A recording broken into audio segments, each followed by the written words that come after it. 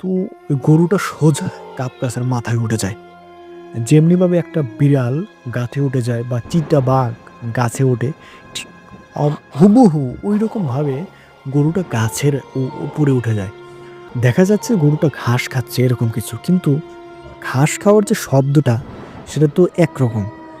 আর সাউন্ডটা আসতেছিল এরকমভাবে যে মানুষ যদি কোনো মুরগির হাড্ডি বা গরুর হাড্ডি চাবিয়ে খায় যে শব্দটা, বা কুকুর যদি কোনো হাড়গোড় চিবিয়ে খায় যে শব্দটা মরমর, মরমর, কটকট, কটকট শব্দটা হয়, এরকম শব্দ তাদের কানে আসতেছিল। বন্ধুরা, আমি এখন একটা ভয়ংকর গল্প আপনাদের সাথে শেয়ার করব, ভৌতিক গল্প।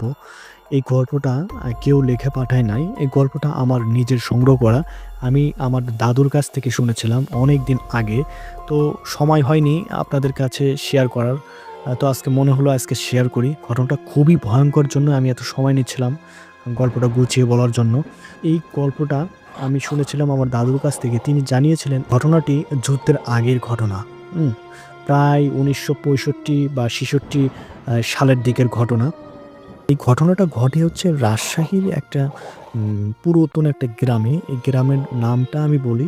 গ্রামের নামটা হলো সাহেবপুর, এবং গ্রামের পরিচিতি যদি আমি তুলে ধরতে চাই, তো গ্রামের ৪ টা পাড়া ছিল। ৪ পাড়া। পূর্ব পাড়া, পশ্চিম পাড়া, উত্তর পাড়া, দক্ষিণ পাড়া। তো এই উত্তর পাড়া, এই সাহেবপুর গ্রামের উত্তর পাড়াটা ছিল এই ৩ পাড়া থেকে আলাদা। ভিতরের দিকে ওই ৩ পাড়া থেকে বিচ্ছিন্ন। তো এই উত্তর পাড়ার একটা লোক বাস করতেন, যার নাম হচ্ছে মজিদ মিয়া। এই মজিদ মিয়া ছিলেন একটা হচ্ছে গরিব লোক, এবং মজিদ মিয়ার আ যিনি পেশা ছিল, উনি সাধারণত কৃষিকাজ করতেন আর গরুর ব্যবসা করতেন। গরুর ব্যবসা বলতে উনি আ ঈদের ঈদের বাজারকে টার্গেট করে ঈদের ১ বৎসর আগে কিছু ষাঁড় গরু, ছোট, ছোট ষাঁড় গরু কিনতেন এবং সেগুলোকে মোটাজাত করে ঈদের আগে বিক্রি করতেন। আর এই যে শাহিদপুর গ্রামের কথা বললাম, এই শাহিদপুর গ্রামের আ সামনে দিয়ে একটা নদী, বড় একটা নদী যায়। হ্যাঁ? বড় একটা নদী চলমান, এবং এই শাহিদপুর গ্রামের রাস্তার পাশ দিয়ে এবং পিছন দিয়ে একটা বড় একটা জঙ্গল, বড় একটা জঙ্গল, আ জঙ্গল থাকে, এবং বিশাল ভয়ংকর জঙ্গল। এই জঙ্গলের আ মাঝখান বরাবর একটা পরিত্যক্ত কবরস্থান আছে। এই পরিত্যক্ত কবরস্থানে স্বাভাবিকভাবেই কোনো মানুষ দিনের বেলাতেও যায় না। এমনিতেই জঙ্গলের ভিতর মানুষ যাওয়া আসা করে, অনেকের অনেক কাজ থাকে। কিন্তু এই ভুলেও কেউ কবরস্থানে, পরিত্যক্ত কবরস্থানে দিনের বেলাও যায় না। তো এই যে মজিদ মিয়া, মজিদ মিয়া অনেক কষ্টে একটা গরু লালন পালন করে। কেননা মজিদ মিয়া এর আগে কিছু গরু বিক্রি করছে। কিন্তু মজিদ মিয়ার একটা ইচ্ছা জাগে যে সবাই তো কুরবানির জন্য কত বড়, বড় গরু বানায়। তা আমি তো এরকম গরু কখনো বানাই নাই। তো এবার একটা গরু বানাবো। যথারীতি ঈদকে টার্গেট করেই একটা গরু তৈরি করেছিলেন। ১ বছর আগে তিনি একটা গরু কিনেছিলেন। আ উম অ্যা বড় গরু কিনেছিলেন। তো ১ বছর পর গরুটা স্বাভাবিক আরো বড় হয়ে যায়। তো ঘটনাটা ঘটে হলো ঈদের রাতের ঘটনা। মানে কোরবানি ঈদের আগের রাতের ঘটনা। কোরবানি ঈদের ১৫ দিন আগে যথারীতিভাবে মজিদ মিয়া যথারীতিভাবে হচ্ছে মজিদ মিয়া আ তার গরুটাকে নিয়ে ওই যে শাহিদপুর গ্রামের পাশে একটা হাট বসে। তো সেই গরুর হাটে নিয়ে যায়। তো মজিদ মিয়া চিন্তা করে যে গরুটা অনেক টাকায় বিক্রি হবে। তার একটা টার্গেট থাকে যে এত টাকা হলে গরুটা বিক্রি করব। তো সারাদিন হাটে গরু নিয়ে বসে থাকে। কিন্তু ও তার যে একটা টার্গেট যে এত টাকা হলে আমি কিছু প্রফিট করতে পারবো, সেইটার দামটা ওঠে না। তো যথারীতিভাবে সেই হাট থেকে মজিদ মিয়া গরুটা নিয়ে বাড়িতে চলে আসে। ঠিক ৭ দিন পরে আবারও হাট। ৭ দিন পরেও গরুটা নিয়ে যায় হাটে। কিন্তু যে টাকায় গরুটা বিক্রি করবে সেই টাকা আর কেউ বলে না। সে হাটেও গরুটা নিয়ে ফিরে আসে, বাড়িতে ফিরে আসে। বিক্রি করতে পারে না। তখন এই যে মজিদ মিয়া চিন্তা করে সে আর এই শাহিদপুরের কাছের যে হাটটা, এই হাটে আর সে আর গরু নেবে না। এবং ঈদের আগের দিন একটা হাট বসে। এই শাহেদপুর গ্রাম থেকে প্রায় ৩ থেকে ৪ ঘন্টা হেঁটে যাইতে হয়। এত একটা বিশাল একটা গরুর হাট বসে যেখানে মোটামুটি গরুর দাম ভালোই যায়। তিনি চিন্তা করেন যে ঈদের আগের দিন সেই হাটে নিয়ে যাবে। এখন এত বড় একটা গরু যেখানে ৩ থেকে ৪ ঘন্টা হেঁটে যাইতে হয়। তো ঈদের আগের দিন নিয়ে যাবে। তো তার আগের দিন তার একটা বন্ধু ছিল, যার বাড়ি ছিল ওই শাহিদপুর গ্রামের দক্ষিণ পাড়ায়। বন্ধুর নাম হলো আ রাশেদ। তো এই রাশেদ লোকটা আবার গরুর এক প্রকার দালাল। মানে গরু বিক্রি করে, কিনে দেয়। এতে কিছু টাকা মানুষ বকশিশ দেয়, সেটা দিয়ে তিনি চলে। তো স্বাভাবিকভাবে তিনি তার দক্ষিণ পাড়া এই দক্ষিণ পাড়ার যে বন্ধুটা আ ওই বন্ধুর কাছে যায়, যেয়ে বলে যে, "রাশেদ, আমার তো এই অবস্থা। আমি তো ২ হাটে গরু নিয়ে গেছিলাম কিন্তু বিক্রি করতে পারি নাই। তো আমি ঈদের আগের হাটে অমুক জায়গায় অমুক হাটে নিয়ে যাবো। তো আমার সাথে থাকতে হবে। সমস্যা নেই। গরু বিক্রি হলেই পারে। তোরে আমি কিছু আ দিবনে, সমস্যা নাই।" তখন রাশেদ বলে, "ঠিক আছে, সমস্যা নাই, যাওয়া যাবে।" তো ঈদের হাটের সকালে ভোরে তারা ওই সকাল ভোরে ঘুম থেকে উঠে সূর্য ওঠার আগেই গরুটা নিয়ে রওনা দেয়। যথারীতিভাবে তারা হাটে পৌঁছায়। পৌঁছানোর পর তারা গরু বিক্রি করার জন্য আ আ তদারকি শুরু করে। বিভিন্ন পাইকার দেখায়। কিন্তু গরুর দামটা কপাল এমনই খারাপ যে গত ২ হাটে যে দামটা গেছে, এই হাটের দাম আরও কম। মানে দিয়ে যে গরুটা যে দিয়ে আসবে, মানে এত কম দাম যেটা আসলে সম্ভব না। লস হয়ে যায়। মানে গরুর পিছনে যে পরিশ্রমটা করছে, যে খাবারটা খাওয়াইছে সেটার দামই ওঠে না। তো এইভাবে গরু ধরে বসে থাকতে মাগরিবের আজান দিয়ে দেয়। তখন রাশেদ বলে যে, "মজিদ, মাগরিবের আজান দিল, অনেক দূরের রাস্তা। এখন তার হাটও ভেঙে যাচ্ছে। তো গরুটা নিয়ে যাই। এবার আর বিক্রি করার দরকার নাই। আ ঈদটা বের হোক, দেখে শুনে আমি তোকে গরুটা আরো ভালো দামে বিক্রি করে দেবো।" তো যথারীতিভাবে তারা গরুটা নেয়। নিয়ে বাড়ির উদ্দেশ্যে রওনা দেয়। রাত আনুমানিক ১০টা। ১০টা বাজে যায় আস্তে। তো ১০টা বাজে যায়, ইতিমধ্যে আ ওই যে রাস্তাটা দক্ষিণ পাড়ার থেকে উত্তর পাড়ার রাস্তা, এবং ওই যে রাশেদের বাড়ির পাশ দিয়েই যায় রাস্তাটা। তো রাশেদের বাড়ির পাশে এসে মজিদ মিয়া রাশেদকে বলে যে, "তুই এখন বাড়িতে যা, বাকি রাস্তাটা আমি আমার গরু নিয়ে আমি যাইতে পারবো, সমস্যা নাই।" হ্যাঁ? কিন্তু রাশেদ বলে যে, "না, সামনে জঙ্গল আছে, এত বড় একটা গরু নিয়ে তুই বাড়িতে কেমনে যাবি? ওর চেয়ে ভালো তোকে আমি আগায় দিয়ে আসি।" হ্যাঁ? তো রাশেদের জোরাজুরিতে মজিদও রাজি হয়ে যায়। তখন গরুটা কিন্তু ওই রাশেদের হাতেই ছিল। কেননা আম মজিদের মনটা খুবই খারাপ ছিল যে এত বড় একটা গরু করলো, বিক্রি করতে পারল না। স্বাভাবিকভাবে সবারই মনটা খারাপই থাকবে। তো গরুটা নিয়ে গেল। হ্যাঁ? তো আ উত্তরপাড়া মজিদের বাড়ির পাওয়ার ঠিক আগেই, মানে ২ মিনিট আছে এরকম সময়ে, আম মজিদ বলল যে, "তুই এখন যা। রাত ১০টা বেজে গেছে। তুই তোর বাড়ির দিকে যা। গরুটা আমার কাছে দে। আমি এটুকু রাস্তা আমি নিজেই নিয়ে যেতে পারব।" তখন রাশেদ দেখে যে আর ১-২ মিনিট লাগবে। ও হয়তো পারবে, সমস্যা নেই। তখন গরুর রশিটা ওই মজিদ মিয়ার হাতে দেয়, এবং হাতে দেওয়ার সঙ্গে গরুটার কি একটা হয়, গরুটা একটা ঝাটকা দেয়, এবং ঝাটকা দিয়ে ওই যে রাস্তার পাশে যে বনের কথা বলছিলাম, গভীর জঙ্গল, এই জঙ্গলের ভিতরে প্রবেশ করে, এবং একেবারে সোজা একটা পাগলা ঘোড়া চোখ বুজে যেরকম দৌড় দেয়, গরুটা চোখ বন্ধ করে যেভাবে দৌড় দেওয়া উচিত একবারে রাতের অন্ধকারে দৌড়ায়। দৌড়াতে একদম জঙ্গলের গভীরে চলে যায়। কি একটা বিপদ! তখন রাশেদ আর মজিদ গরুর পিছনে তারাও দৌড়। এত টাকা দামের গরু, এত বড় গরু জঙ্গলে প্রবেশ করছে, তারাও দৌড়। কিন্তু তারা গরু খুঁজে পায় না। তারা তন্ন করে খোঁজে। জঙ্গলের প্রান্ত থেকে ও প্রান্ত, সে প্রান্ত, সব প্রান্তই খুঁজে বেড়ায়। কিন্তু গরুর দেখা পায় না। সব জায়গা খোঁজা শেষ। এখন বাকি শুধুমাত্র ওই যে পরিত্যক্ত কবরস্থানের কথা বলছিলাম, ওইখানে। তো ওইখানে তারাও দুজনেও যাচ্ছে না, অনেকটা আম ভয় তাদের মাঝেও কাজ করছে। স্বাভাবিক বিষয়। জঙ্গলের মাঝখানে একটা পরিত্যক্ত কবরস্থান। স্বাভাবিকভাবে কোনো মানুষ দিনের বেলায় যাইতেই সাহস পায় না। সেখানে রাত ১০টার পরে যাবে। তারপরেও ২ বন্ধু সাহস নিয়ে আগালো। তো এই গোরস্থানের পাওয়ার ঠিক অল্প একটু আগে আসতেই তারা দেখলো যে কিছু একটা গরুর মতো দেখা যায়। তো তারা আরেকটু আগিয়ে যা দেখে, হ্যাঁ, গরুটা তো গরুটা নিচু হয়ে কিছু একটা খাচ্ছে। তখন দুজনের মনে একটা শান্তি আসে, যাক অবশেষে গরুটা পাওয়া গেল।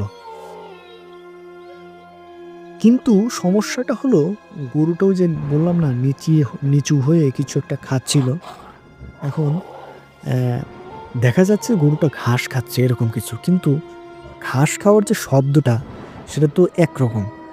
আর সাউন্ডটা আসতেছিল এরকমভাবে যে মানুষ যদি কোনো মুরগির হাড্ডি বা গরুর হাড্ডি চাবিয়ে খায় যে শব্দটা, বা কুকুর যদি কোনো হাড়গোড় চিবিয়ে খায় যে শব্দটা মরমর মরমর কটকট কটকট শব্দটা হয়, এরকম শব্দ তাদের কানে হাসতেছিল। যাই হোক, তারা সামনে আগানোর সাহস পাচ্ছে না। তারা চিন্তা করল, কী ব্যাপার, গরু খাচ্ছে ঘাস, কিন্তু সাউন্ড হচ্ছে এরকম হাড্ডি খাওয়ার সাউন্ড। তারপরে তারা এই শব্দটাকে কানে নিলেন না। তখন ওই যে আমরা মজিদ মিয়ার যে বন্ধুটা রাশেদ আছে, ওনার তো আবার বাড়ি ফিরতে হবে। ইতিমধ্যে প্রায় 11টা 11:30 বেজে গেছে। তিনি গরুটা আনার জন্য একটু সামনে আগালেন। হ্যাঁ, সামনে আগালেন এবং কিছু আগানোর পর একটু শব্দ সাউন্ডেই গরুটা পিছনের দিকে তাকালো। পিছনের দিকে তাকায়া দেখলো যে গরুটার কেমন যেন চোখটা যেন কেমন। স্বাভাবিকভাবে যে গরুর চোখ এরকম না, কেবল একটা লাল লাল ভাব। এবং পিছনের দিকে তাকিয়েই ওই গরুটা যেখানে ছিল তার ডাইনে ছিল একটা বড় গাব গাছ, বিশাল বড় গাব গাছ, পুরনো গাব গাছ। তো ওই গরুটা সোজা গাব গাছের মাথায় উঠে যায়। যেমনিভাবে একটা বিড়াল গাছে উঠে যায় বা চিতা বাঘ গাছে ওঠে, ঠিক হুবহু ওই রকমভাবে গরুটা গাছের উপরে উঠে যায়। তখন দুজন তো একদম নিস্তব্ধ হয়ে যায়, কী হলো এটা, গরু কীভাবে গাছে ওঠে? হ্যাঁ, তখন তারা সঙ্গে সঙ্গে কবরস্থান থেকে নিচে নামে। নিচে নেমে তারা চিন্তা করে, কী ব্যাপার, এটা কি হলো, গরু গাব গাছের মাথায়। তখন আর তাদের বুঝতে বাকি রইল না এটা একটা অস্বাভাবিক ঘটনা।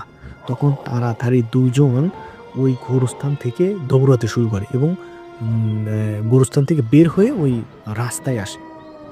রাস্তায় আসার পর তখন ওই যে রাশেদা বলল যে, মজিদকে বলল যে, তুই বাড়িতে যা, আজকে এখন আর গরু খোঁজার দরকার নাই, গরু আনারও দরকার নাই।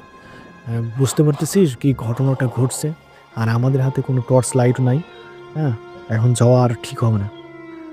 এখন যাওয়া ঠিক হবে না, তুই যা, আমিও যাই, অনেক রাত হয়ে গেছে। কিন্তু ওই যে মজিদ মিয়ার আর মন মানে না।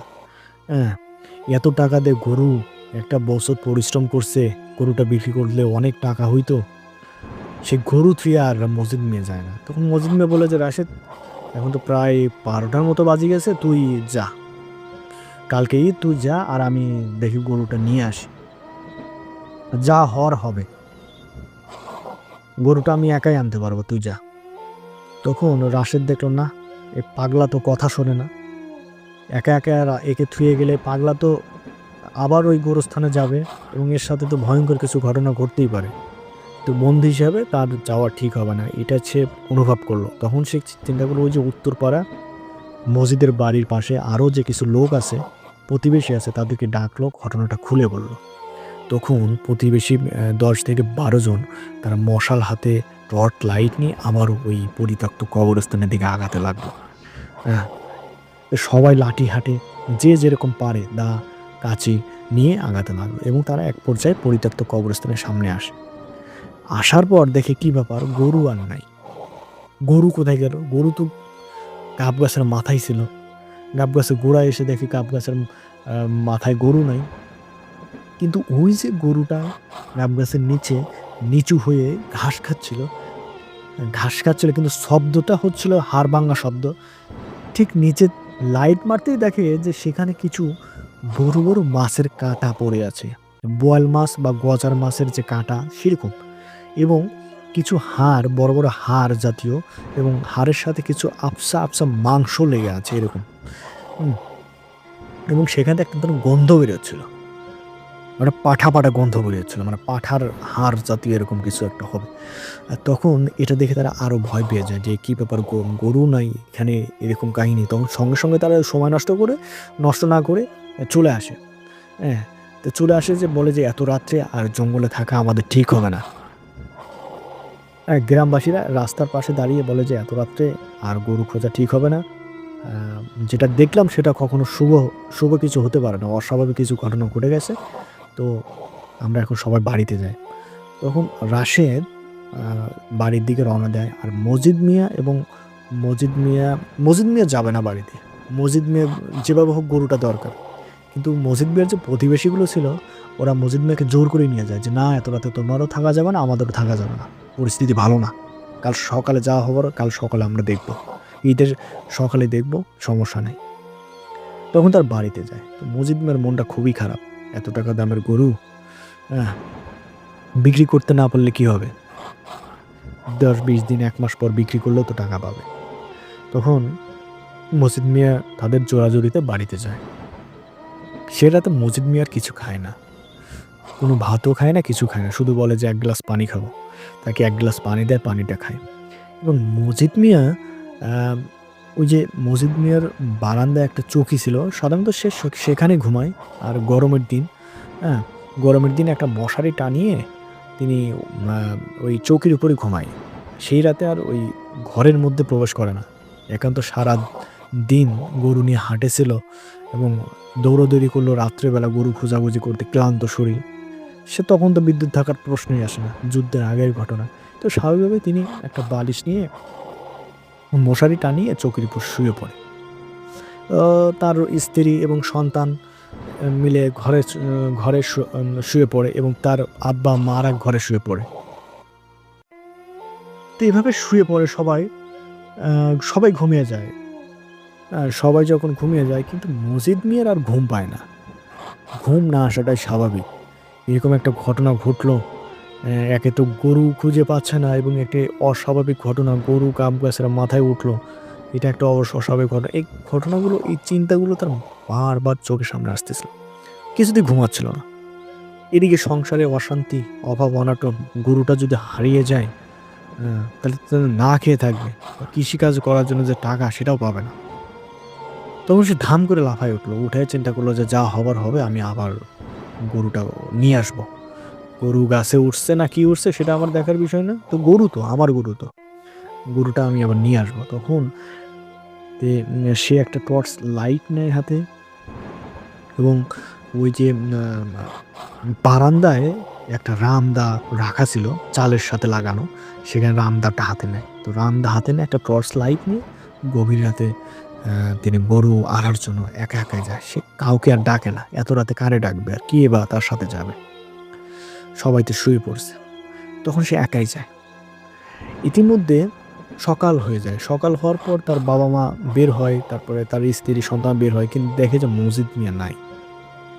মজিদ মিয়া নাই, পাশে টর্চ লাইট থাকে, টর্চ লাইটও নাই এবং রামদাও নাই। রামদাটা রাখা ছিল যে কোরবানি ঈদ মাংস কাটাকাটির জন্য লাগতে পারে, রামদাও নাই। তো তখন স্বাভাবিকভাবে তারা চিন্তা করছে হয়তো ভোর আলো ওঠার সঙ্গে সঙ্গে মজিদ মিয়া সম্ভবত গরু খোঁজার জন্য গেছে, জিনিসটা স্বাভাবিকভাবেই নাই। এদিকে আবার ঈদের নামাজ, কুরবানি ঈদের নামাজ সকাল 10টায়। তো সকাল 10টা বেজে গেল, নামাজের সময় হয়ে গেল, মসজিদ নিয়ে এখনও আসলো না। তো সবাই চিন্তিত, কী ব্যাপার, এখনও আসলো না, নামাজে যাবে লোকটা, সেটাও হলো না।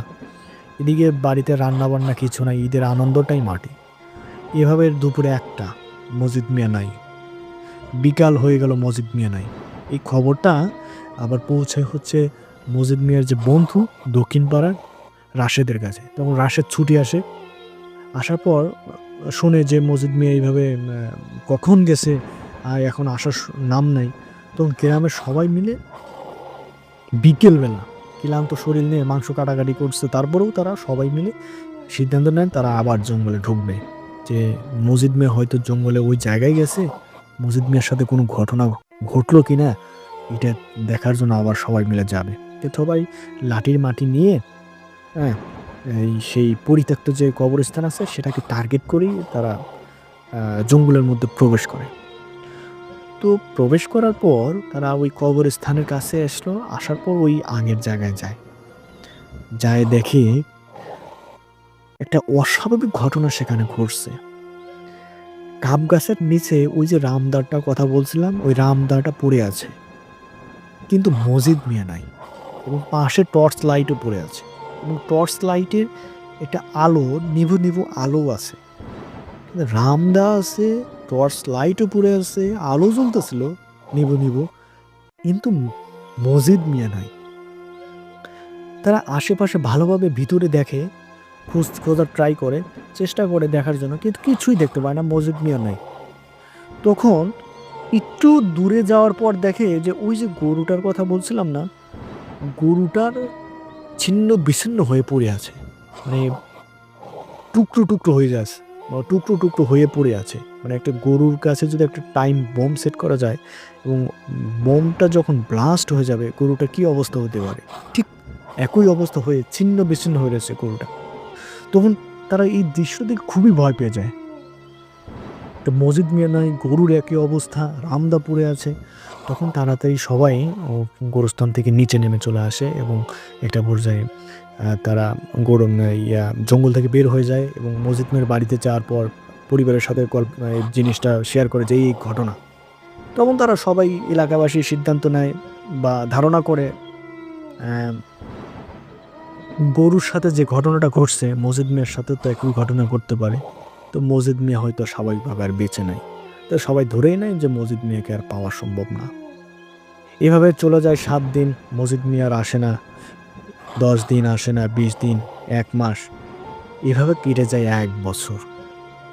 বন্ধুরা হয়তো ভাবছেন গল্পটা এখানে শেষ না, গল্পটা মাত্র শুরু। গল্পটা অনেক একটা ভয়ঙ্কর রোমাঞ্চকর এক গল্প হতে চলেছে। তো এর পরে ঘটনাটা শুনলে আপনাদের আসলে গায়ের লোম শিহরিত হয়ে যাবে, যে এরকম ঘটনা জীবনে শুনছেন কিনা আমি জানি না। আমিও শোনার পরে এরকম ভাবছিলাম। তো ওই যে ঘটনা ঘটে ঠিক 1 বছর পর। ইতিমধ্যে ওই 1 বছরের মজিদ মিয়ার বাবা যে যিনি ছিলেন, উনি আগে থেকেই অনেক অসুস্থ ছিলেন। তো এটা ছেলের শোকে তিনি আরও অবস্থা তার খারাপ। তো 1 বছর পর মজিদ মিয়ার বাবা মারা যায়। তো মারা যাওয়ার পর দিনটা ছিল শুক্রবার, এবং জানাজার নামাজটা ঠিক করা হয় যে বিকাল 5টায়, যে আত্মীয়-স্বজনরা আসবে, বিকাল 5টায় জানাজা করে মাটি দিবে। তো বিকেল 4:30টার দিকে সবাই মৃত বাড়িতে উপস্থিত। ইতিমধ্যে ঘটনা একটা অস্বাভাবিক ঘটনা ঘটে যায়। ওই যে আগেই বলছিলাম যে মজিদ মিয়ার বাড়ির পাশ দিয়ে একটা নদী যায়। সেই নদীর মাঝপথে পানিটা যেন ঘুরছে, মানে ঘূর্ণিঝড় হলে পানিটা যেভাবে ঘোরে ঠিক ওইভাবে ঘুরছে, প্রচণ্ড আকারে ঘুরছে, কিন্তু কোথাও বাতাস নাই, ওই জায়গায় পানিটা ঘুরছে, নড়ছে। তখন ওই মৃত বাড়ি থেকে যে লোকজনগুলো ছিল সবাই চলে আসে ওই যে নদীর পাড়ে দাঁড়িয়ে আছে, আর ঘটনা কি ঘটছে সেটা দেখছে। কিছুক্ষণ পরে দেখা যায় যে ওই যেটুকু অংশ জুড়ে পানিটা ঘুরছে ওইটুকু একটা মানুষের মাথা দেখা যায়, চুল দেখা যায়, এবং এটার জিনিসটা আরও স্পষ্ট হতে থাকে। এবং একটা সময় দেখা যায় না, একটা লোক ওইখানে সাঁতার কাটছে। কী ব্যাপার, ওইখানে পানি ঘূর্ণত অবস্থায় একটা লোক কই থেকে আসলো, এবং লোকটা যেন সাঁতরে নদীর পাড়ে উঠে যাচ্ছে। হ্যাঁ, সত্যি সত্যি লোকটা নদীর পাড়ে উঠল, এবং এই লোকটার চুল ছিল অনেক লম্বা বড়, দাড়ি ছিল অনেক লম্বা। হ্যাঁ, তো লোকটা ওই মসজিদ মিয়া বাড়ি থেকে আসতেছিল। তো সবাই তো ভয় পেয়ে গেল যে এই লোকটা কি, এবং মসজিদ মিয়ার বাড়ির পাশে আসার পর সবাই দেখলো, আরে এ তো সেই মসজিদ মিয়া। তখন জিজ্ঞেস করলো, আরে তো মসজিদ মিয়া কই থেকে আসলো এতদিন পর, তারপর পানির ভিতর থেকে। সবাই ভয় পেয়ে গেল যে এটা অস্বাভাবিক ঘটনা আর একটা ঘটতে চলেছে নাকি। তো এই যে মজিদ মিয়া এতদিন পর বাড়ি ফিরে উঠানে এসে দেখে যে তার বাবা খাটনিতে পড়ে আছে, শুয়ে আছে, মানে মৃত। তখন এসে তার বাবার পা ধরে কান্না করতেছিল, এবং চোখ দিয়ে পানি পড়তেছিল। তারপর সে উঠানের পাশে ছিল একটা বেলগাছ, বেলগাছের সাথে হেলান দিয়ে বসেছিল, চোখ দিয়ে অঝর নয়নে পানি পড়তেছিল। তো সবাই বলে যে কি মজিদ মিয়ার রূপে কি আসলো। তখন এটা পরীক্ষা করার জন্য অনেকে মজিদ মিয়ার গায়ে স্পর্শ করে, হাত দেয়, হাত দিয়ে দেখে যে আসলে কি মজিদ মিয়া নাকি। তো দেখলো হ্যাঁ, তো আমার রক্ত মাংসের মানুষই তো। তখন তারা বিশ্বাস করে যে এটা আসলে হয়তো মজিদ মিয়াই। তো সবাই জিজ্ঞেস করে, বাবা তুই এতদিন পর আসলি, পানির ভিতর থেকে উঠলি, এটা কিভাবে সম্ভব, আর তুই কোথায় ছিলি? মজিদ মিয়া কোনো কথা বলে না, তিনি কোনো কথাই বলতে পারেন না, শুধু চোখ দিয়ে পানি পড়ে। হ্যাঁ, অঝর নয়নে কাঁদতে থাকে কিন্তু কোনো কথা বলেন না। তো যথারীতি ৫টা বেজে যায় এবং সবাই চলে আসে। আগে থেকেই মানে ঘোষণা করা হয়েছে মাইকে যে হবে, জানাজা নামাজ ৫টায়। ঠিক সবাই চলে আসে, যথারীতি জানাজা নামাজ পড়ানো হয় এবং জানাজা নামাজ শেষে পাশেই ছিল কবরস্থান, সেখানেও মাটি দেওয়া হয়। মাটি দেওয়ার শেষে মজিদ মিয়া আবারও তার বাড়িতে চলে আসে। আবারও সেই ওই বেল গাছের নিচে বসে থাকে। তারপর মজিদ মিয়াকে সবাই খাওয়ানোর চেষ্টা করে, পানি দেয়, খাবার দেয়। মজিদ মিয়া কোনো কিছুই খায় না। ঠিক ৬টায় তার বাড়ির পিছন থেকে ৪টা কুকুর ঘেউ, ঘেউ, ঘেউ, ঘেউ করতে, করতে মজিদ মিয়াকে ঘিরে নেয়। তো তখন মজিদ মিয়া জাস্ট হাতের উপর মাথাটা ভর করে নিচের দিকে তাকিয়েছিল। তো ওই সময় কুকুর যখন ঘেউ, ঘেউ করে তখন মজিদ মিয়া উঠে দাঁড়ায়। দাঁড়ানোর পর এই কুকুরগুলো তাকে ঘিরে নিছে। হ্যাঁ, ঘিরে নিয়ে ওই বাড়ির দুপার দিকে মানে যাওয়ার জন্য একটা বল প্রয়োগ করতেছে। তখন মজিদ মিয়া উঠে বাড়ি থেকে উঠে ওই যে তার একটা কন্যা সন্তান ছিল ১৫-১৬ বছরের, তার মাথায় হাত বুলালো এবং তার একটা ছেলে সন্তান ছিল, তারও মাথায় হাত বুলালো। আর মায়ের দিকে তাকিয়েছিল। তাকিয়ে কিছুক্ষণ পর সে বাড়ির দোপার থেকে নামলো। সবাই ভাবছে হয়তোবা মজিদ মিয়া অনেকদিন পর বাড়িতে আসছে, তো বাড়ি একটু ঘুরে দেখতেছে বা হাঁটা চলাফেরা করতেছে। আর কুকুর ঘেউ, ঘেউ করতেছে, এটা স্বাভাবিকভাবেই নিছে। তো তখন মজিদ মিয়া কি হলো, হঠাৎ জোরে একটা দৌড় দিল। দৌড় দিয়েই বাড়ির দুপা থেকে একদম নদীতে প্রবেশ করলো, নদীর পানিতে দিল ঝাঁপ। এবং ঝাঁপ দেওয়ার পর মজিদ মিয়া আর ওঠে না। কি ব্যাপার, ভালো মানুষ এতদিন পর ফিরে আসলো, এখন এত জোরে যেন পানির মধ্যে পড়লো, মজিদ মিয়া আর ওঠে না। ১ ঘন্টা, ২ ঘন্টা, ৩ ঘন্টা, ৫ ঘন্টা হয়ে গেল, মজিদ মিয়া আর ওঠে না। এবং ওই যে বিশেষ করে যে কুকুর ৪টা ছিল, মজিদ মিয়া পানিতে প্রবেশ করার সঙ্গে সঙ্গে কুকুরগুলোও কেমন যেন অদৃশ্য হয়ে গেল। সবাই চিন্তা করছে কুকুরগুলো কই গেল। তো ওই ঘটনার পর মজিদ মিয়া আর ওঠে না, তো ওঠেই না। এভাবে সেই আগের মতোই ১ দিন, ২ দিন, ৫ দিন, ১০ দিন, ২০ দিন, ১ মাস হয়ে যায়, মজিদ মিয়ার আর খোঁজ নেই। তো ঘটনাটা কেমন একটা অস্বাভাবিক। তার মা মানসিকভাবে ভেঙে পড়ে যে এতদিন পর সন্তান আসলো, স্বামীটাও মারা গেল, সন্তান আসলো, স্বামীও হারাইলাম, সন্তান এসেও আবার হারাইলাম। মানসিকভাবেই বিধ্বস্ত হয়ে যায়।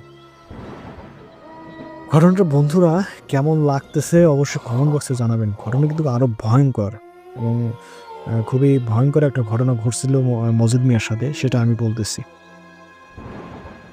তো ইতিমধ্যে মজিদ মিয়ার মা অসুস্থ হয়ে পড়ে। তখন মজিদ মিয়ার আত্মীয়স্বজন মজিদ মিয়ার মাকে দেখতে আসে। দেখতে আসার পর তার কোনো আত্মীয় আসার পর বলে যে, আমি একটা কবিরাজের সন্তান জানি, কবিরাজ না সরি, এখানে বলছে যে আমি একটা ইমাম সাহেবের সন্তান জানি, যিনি এরকম মানসিক সমস্যা বা এরকম ভূত প্রেতের জড়িত রুগীদেরকে ভালো করতে পারেন, বা যারা বাড়ি থেকে পালিয়ে যায়, বাড়িতে আসতে চায় না, তাদেরকে নিয়ে আসতে পারে। আশা করি হুজুরটা মজিদ মিয়াকে বাড়িতে নিয়ে আসতে পারবে, যদি মজিদ মিয়া জীবিত থাকে। তখন তার মা বিশ্বাস পায়। তখন ওই যে আত্মীয়টা একটা ওই হুজুরের ঠিকানা দেয়। হুজুরের ঠিকানাটা ছিল একটা ময়মনসিংহ এলাকায় একটা হুজুর, তিনি একটা মসজিদের ইমামতি করতেন।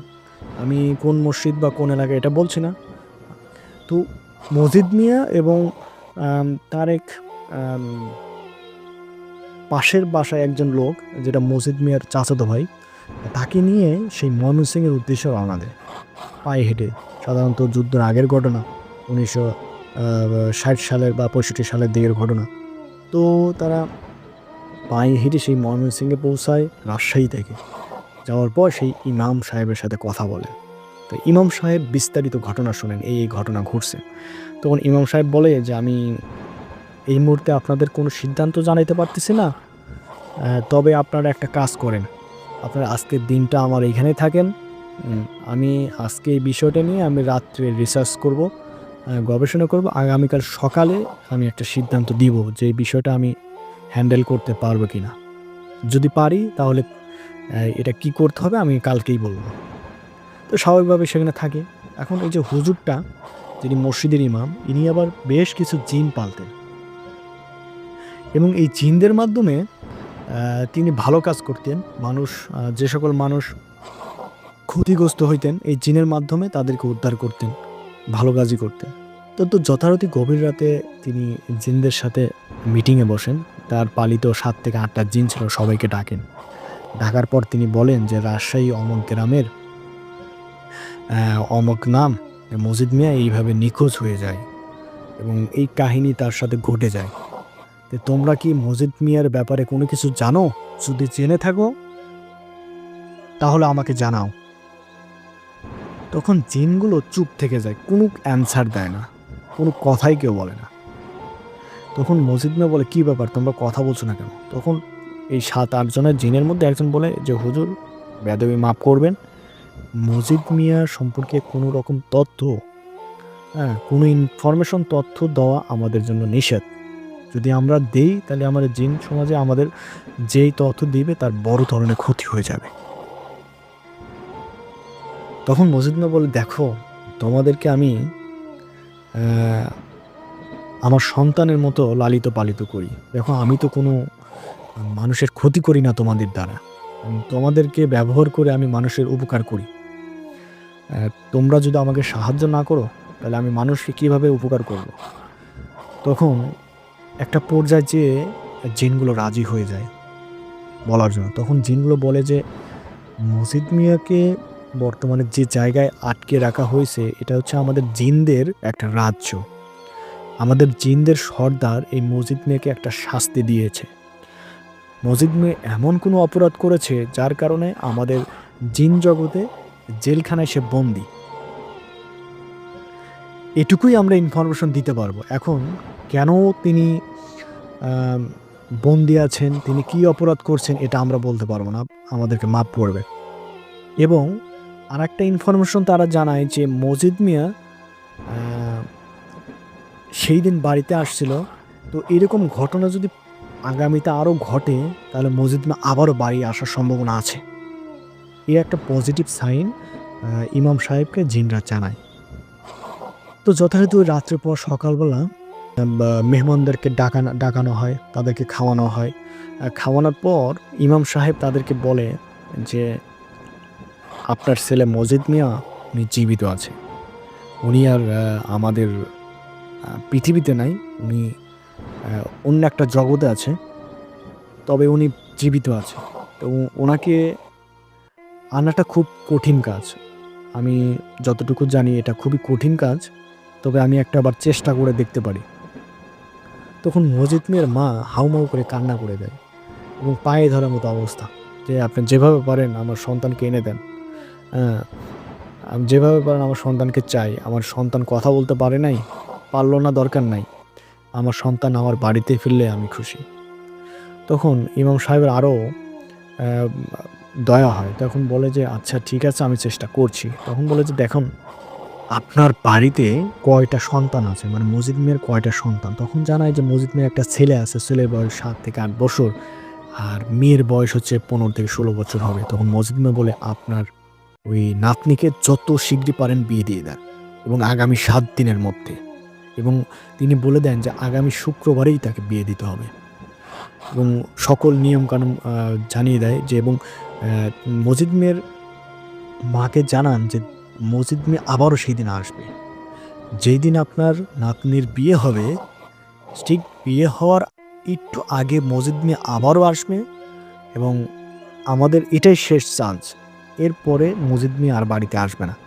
তো এই সুযোগে আমরা মজিদ মিয়াকে আটকিয়ে ফেলব এবং আমি আপনাকে কিছু পানি পড়া দিচ্ছি। যখন মজিদ মিয়া বাড়িতে আসবে তাকে যেভাবে হোক, ছলে বলে কৌশল হোক, এই পানি পড়া মজিদ মিয়াকে খাওয়াইতে হবে। খাওয়াইলে মজিদ মিয়া আর বাড়ির বাইরে যাইতে পারবো না। আর ততক্ষণে আমি আমার দলবল নিয়ে আপনার বাড়িতে হাজির হব আগামী শুক্রবারে বিকাল ৫টায়। আর মজিদ মিয়া দেখবেন ঠিক ৪টা, ৪:৩০টার দিকে আসবে। তো এই কথা বলে। তখন আরও একটা কথা বলে যে আপনারা এই তথ্যটা আপনার এলাকায় যে কাউকে জানাবেন না। আপনার নাতনিকে বিয়ে দিচ্ছেন, এই বিষয়টা কেন দিচ্ছেন কারোর সাথে শেয়ার করবেন না। যদি কেউ জানে তাহলে কিন্তু এটা আর মজিদ মিয়া আসতে পারবে না। মজিদ মিয়াকে আর আসতে দিবে না। এই জিনিসটা আমি আর আপনাদের দুজনের মধ্যে সীমাবদ্ধ থাকতে হবে এবং এই পানি পড়ার কাজটা কিন্তু আপনাকে যেভাবে হোক করতে হবে। তাছাড়া কিন্তু মজিদ মিয়াকে আপনারা ধরে রাখতে পারবেন না। ঠিক যথারীতি তারা বাসায় চলে আসে এবং ৭ দিনের মধ্যে একটা ছেলের সাথে বিয়েটা পাকাপোক্ত করে ফেলে। মানে দিনক্ষণ ঠিক করে যে আগামী শুক্রবার আম মাগরিবের আজানের সময় বিয়ে হবে। এরকম একটা ডেট ফিক্সড করে ফেলে। স্বাভাবিকভাবে তখন তো ১৫-১৬ বছরের মেয়েদেরই বিয়ে হইতো। আ যুদ্ধের আগের ঘটনা। ছোটবেলায় বিয়ে হইতো দেখা যেত। তো স্বাভাবিকভাবে তারা একটা পাশের গ্রামে একটা ছেলের সাথে বিয়েটা ঠিক করে। ঠিক শুক্রবার বিকেল ৪টা ৪:৩০টার দিকে আবারও ওই নদীর পানি ঘোলাটে হতে শুরু করে এবং ঘুরতে শুরু করে। হ্যাঁ? একই রকম ঘটনা আবার পুনরাবৃত্ত হতে শুরু করে। তখন তো সবার বোঝার বাকি নাই যে মসজিদ মিয়া আসছে। সবাই অধীর আগ্রহে তাকিয়ে আছে যে কখন তিনি আসে। ঠিক সেম ভাবে মসজিদ মিয়া পাড়ে আসলো। এসে ওই যে তার বাড়ির আঙিনায় একটা পুরাতন বেলগাছ ছিল ওইখানে বসলো। বসে হেনা দিয়ে বসে আছে এবং ওই চোখ দিয়ে আগের মতোই পানি পড়ছে আর ফ্যাল, ফ্যাল করে তাকিয়ে আছে। ফ্যাল, ফ্যাল করে তাকিয়ে আছে। তখন ইতিমধ্যে ৫টা ৫:৩০টার দিকে আম আম ইতিমধ্যে ওই যে বিয়ের যে আয়োজনটা করলো, বিয়ের আয়োজন হলো, তার সামনে বিয়ের আয়োজন হলো। তার মেয়েকে সে মাথায় হাত বুলিয়ে দিল, দোয়া করলো। দোয়া করলো আবারও ওই ৪ টা কুকুর তার বাড়ির সামনে এসে ঘেউ, ঘেউ, ঘেউ, ঘেউ করতে শুরু করলো। ঠিক তখন সে উঠে দাঁড়ায়। দাঁড়ানোর পর বাড়ি থেকে নামা নামার জন্য প্রস্তুতি নেয় চলে যাওয়ার জন্য এবং যাওয়ার সময় সে তার মেয়ের দিকে বারবার তাকাচ্ছে, বউয়ের দিকে তাকাচ্ছে, মায়ের দিকে তাকাচ্ছে আর চোখ দিয়ে অঝোর নয়নে পানি বিসর্জিত হচ্ছে। তখন মজিদ মিয়ার মা বলে, "বাবা দাঁড়া, আমি জানি তুই কোনো কিছু খাবি না, আমার সাথে কথা বলবি না, তুই চলে যাবি। আমি বুঝতে পারছি। কিন্তু বাবা আমি মা হিসাবে তোর কাছে একটা অনুরোধ, তুই যদি একটু পানি খাইতে পারতি, আমি যদি দেখতে পারতাম এই পানিটা তোর খাওয়া, আমি মা হিসাবে খুবই তৃপ্তি পাইতাম। দয়া করে তুই পানিটা খা।" মজিদ মিয়া খায় না। কিন্তু মাটা চোখের পানি ছেড়ে দিয়ে এমনভাবে অনুরোধ করে যে মজিদ মিয়া নেয়। পানিটা নিয়ে মুখে দেওয়ার সঙ্গে, সঙ্গে মজিদ মিয়া সেন্সলেস হয়ে যায়। সঙ্গে, সঙ্গে ওখানে পড়ে যায়। যখনই পড়ে যায় তখনই লোকজন তাকে ধরে। ধরার পর মজিদ মিয়ার মা বলে, "তাড়াতাড়ি রুমের মধ্যে নিয়ে যাও।" এবং রুমের মধ্যে নিয়ে যায়। নিয়ে যাওয়ার পর শোয়ায় দেয়। ইতিমধ্যে ঘটনা ঘটার সঙ্গে, সঙ্গে ওই যে ইমাম সাহেবের কথা বলছিলাম, উনি এবং ওনার মাদ্রাসার কিছু ছেলেপেলে নিয়ে বাড়িতে হাজির হয়। এরপর ততক্ষণে সন্ধ্যা। বিয়ে বাড়ি, অনেক লোকজন, সন্ধ্যা। তো মজিদ মিয়া ওই রাত্রে আর কোনো জ্ঞান আসে না। তখন ওই যে হুজুরটা তাকে একটা রুমে নেয়। রুমে নিয়ে তার যে আর এই যে মজিদ মিয়াকে ঘিরে তার মাদ্রাসায় যে পোলাপান নিয়ে আসছিল সবাই কোরআন পড়তেছিল এবং বাড়ির ৪ কোণায় ৪টা বড়, বড় লাঠি গাড়ে এবং লাঠি গাড়ার পর প্রত্যেক কোণায় ২ জন করে কোরআনের হাফেজ রাখে। ৪ কোণায় ৪ দুগুণে ৮ জন এবং তাদের কাজ হলো সারা রাত ওই পড়া, মানে কোরআন তেলাওয়াত করা। এইভাবে সারা রাত তারা তেলাওয়াত করে এবং সবাই বাড়ি ধরে সবাই মানে জাগনা ছিল। কেউ আর ঘুমায় নাই। কিন্তু এদিকে মজিদ মিয়ার আর জ্ঞান ফেরে না। ভোর সকাল ৭টা বা ৮টার দিকে দেখে মজিদ মিয়া জ্ঞান ফিরছে এবং তাকে মজিদ মিয়াকে ধরার পর উঠানে নিয়ে আসা হয়, চেয়ারে বসানো হয়। বসানোর পর হুজুরটা সবাইকে বলে যে, "আপনারা কেউ কোনো কথা বলেন না। আমি এখন মজিদ মিয়ার সাথে কথা বলবো।" তখন ইমাম সাহেব বলে যে, "বাবা তোমার কি হয়েছিল সেই রাত্রে? কি হয়েছিল? তুমি নির্ভয়ে বলো বাবা। তোমাকে আর কেউ ক্ষতি করতে পারবে না। আ তুমি যাদের কাছে ছিলে তারা আর তোমাকে নিতে পারবে না। আমি আছি।" তখন মজিদ মিয়া দেখে যে সে কথা বলতে পারছে এবং তিনি মুখ খোলে। তখন তিনি বিষয়টা জানায় যে গভীর রাত্রে আমার তো ঘুম আসতেছিল না। তখন আমি সিদ্ধান্ত নিলাম যে গরুটা আমি একাই নিয়ে আসব। তো আমি টর্চ লাইট নিয়ে যাই, হাতে একটা রামদা ছিল।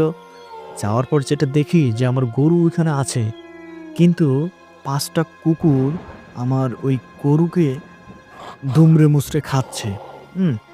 গরুটা খুবই চিল্লাপাল্লা করতেছে, কিন্তু তারা ৪ জন ৪ পা ধরে আছে, আর একজন গরুর গলা ধরে রক্ত চুষে খাচ্ছে। এইটা দেখে আমার খুবই রাগ হলো যে আমি যে রামদাটা নিয়ে পিছন থেকে একটা কুকুরকে গলা বরাবর কোপ মারি এবং কুকুরটা ওইখানেই সঙ্গে, সঙ্গে মরে যায়। আর বাকি যে ৪ টা কুকুর আছে, ওখানে যে পরিত্যক্ত পাশে একটা কুয়া ছিল, ওই কুয়ার মধ্যে বাকি ৪ টা কুকুর লাফ দেয়। এটুকুই আমার মনে আছে। আর তারপরে আমার কোনো কিছু মনে নাই। তখন ইমাম সাহেব বুঝতে পারল যে ঘটনাটা খুবই অস্বাভাবিক একটা ঘটনা। তখন ইমাম সাহেব বুঝলো যে আমি যদি একে এভাবে রেখে যাই, একে আবার পুনরায় অ্যাটাক করবে। আবার অ্যাটাক করবে, কারণ এটা জিনের বিষয়। তো পুনরায় অ্যাটাক করবে এবং জিনগুলো আরও ক্ষিপ্ত হয়ে মজিদমের ক্ষতি তো করবেই, সাথে তার পরিবারের যে অন্যান্য সদস্য আছে তাদেরও ক্ষতি করবে। ইমাম সাহেব সিদ্ধান্ত নিল যে সেই যে পরিত্যক্ত কবরস্থান সেখানে যাবে এবং কুয়োর কাছে। তো যথারীতি কোরআনের হাফেজ পরের দিন সকালবেলা খাবার দাবার করে হাফেজগুলো নিয়ে তিনি এবং মজিদ মিয়া এবং গ্রামের আরও কিছু লোকজন এবং তার সাথে তার মাও ছিল, নিয়ে সেখানে উপস্থিত হয়। এবং উপস্থিত হওয়ার পর হাফেজদের বলে যে তোমরা জোরে জোরে কোরআন তেলাওয়াত করতে শুরু করো। এবং হুজুর নিজেও কিছু তেলাওয়াত করলেন। তখন ওই যে কুয়া আছে, কুয়া থেকে একটা বড় আকৃতির সাপ বের হয়, বড় সাপ।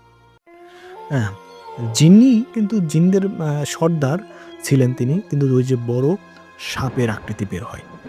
হওয়ার পর এদিকে ইমাম সাহেব সালাম দেয়। ইমাম সাহেব সালাম জানায় যে আসসালামু আলাইকুম। বলে যে আপনি যেই সুরতে আসলে আমি আপনার সাথে কথা বলতে পারবো, যদি দয়া করে আপনি সেই সুরতে আসেন তাহলে আমরা খুশি হব। তখন সাপটা কিছুক্ষণ পর আবার কূপের মধ্যে ঢুকে যায় এবং তারও কিছুক্ষণ পরে সাপটা একটা সুন্দর মানুষের আকৃতিতে চলে আসে। আসার পর নুরানি চেহারা, লম্বা লম্বা দাড়ি, এসে সবাইকে সালাম দেয়। সালাম দেওয়ার পর ইমাম সাহেব সালামের উত্তর নেয়। উত্তর নেওয়ার পর ইমাম সাহেব আবার সালাম দেয় যে আসসালামু আলাইকুম। তো সালাম আদান প্রদানের শেষে তখন ইমাম সাহেব জিজ্ঞাসা করে যে